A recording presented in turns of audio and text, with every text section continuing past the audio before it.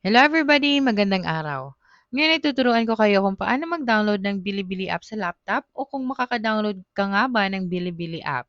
So, ang una natin gagawin dito ay gamit ang search bar, search natin ang Bilibili at makikita natin ang application na ito.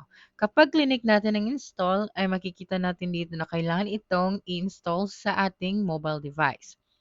So, ang alternative na gagawin natin dito ay hanapin natin ang website na ito. At dito ay makikita natin lahat ng available na movies or series na anime na gusto nating panoorin. Okay? So, ito lang ang nag-iisang alternative para makapanood tayo ng mga movies or series sa ating laptop gamit ang Bilibili na website. Pwede ka rin mag-login dito kung gusto mo. So, lagay mo lang iyong phone number or ang iyong email address. Pwede ka rin gumamit ng QR kung gusto mo mag-login gamit ito. Pwede mo rin gamitin ang search icon para mahanap ka agad ang movies or series na gusto mong panoorin.